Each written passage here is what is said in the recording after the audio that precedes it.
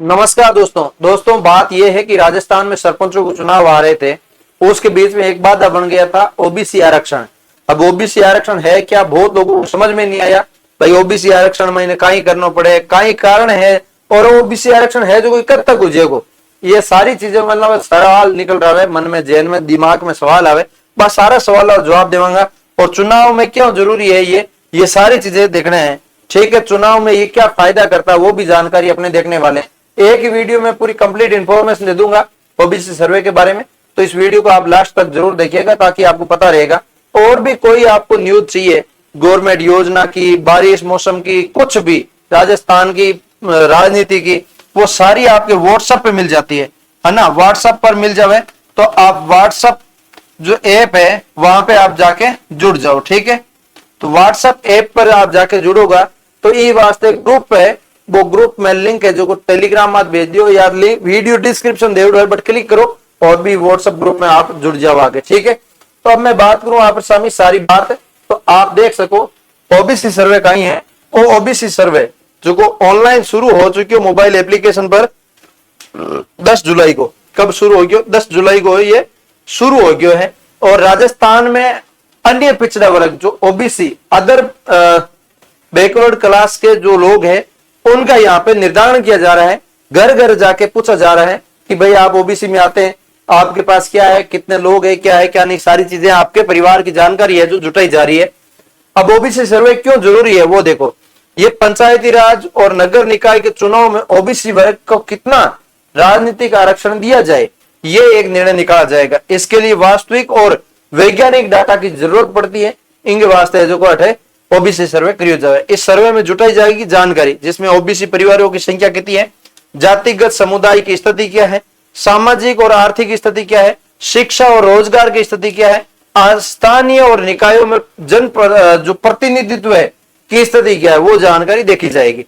उसके बाद सर्वे कौन कर रहा है, तो सर्वे करने की मैं बात करूं तो राजस्थान के ओबीसी आयोग जो है निगरानी के सर्वे हो रहा है, जिसके अंदर जिला स्तर पर अधिकारियों और कर्मचारियों को जिम्मेदारी दी गई है। आयोग ने सर्वे में लगे कर्मचारियों की प्रक्रिया पूरी होने तक बनाए रखने की मांग की है ताकि काम प्रभावित न हो। ठीक है, सर्वे में प्रक्रिया क्या है, हर घर जाकर जानकारी संग्रह करना, डिजिटल माध्यम से डाटा एंट्री करना, डाटा का विश्लेषण और रिपोर्ट तैयार करना, वो सब करने के बाद आपके सर्वे फाइनल होता है। और सर्वे का असर क्या पड़ेगा आपके लिए, तो सर्वे ओबीसी सर्वे को सीधा असर राजस्थान के आगामी पंचायती राज चुनाव और नगर निकाय के चुनाव पर पड़ेगा, जिसमें आपको सबसे पहले देखने को मिलेगा। बाकी सर्वे का असर है जो बहुत जगह पड़ता है, यही सर्वे राजस्थान का सर्वे सब जगह जाके काम आ जाएगा। आगे जितनी भी राजनीतिक जब चुनाव होंगे, जब जब जरूरत पड़ेगी अगले 5-4 साल में, उस टाइम ये सर्वे यूज करते जाएंगे। ठीक है, ओबीसी आरक्षित सीटों का निर्धारण इसी रिपोर्ट के आधार पर किया जाएगा। मतलब किस गांव में सरपंच ओबीसी रिहाई या एससी रिहाई के एसटी रिहाई सीट, महिला रिहाई, पुरुष रिहाई, वो सारी ओबीसी आरक्षण आधार माथे जो आगे प्रक्रिया निर्धारित हुई। सुप्रीम कोर्ट के निर्देशों के अनुसार आरक्षण तय करने के लिए वास्तविक जो एम्पायर डेटा की जरूरत पड़ती है वो यहाँ से निकाला जाएगा। ठीक है, और ये महत्वपूर्ण वार्ता क्या है, राजस्थान राज्य के अंदर हो रहा है।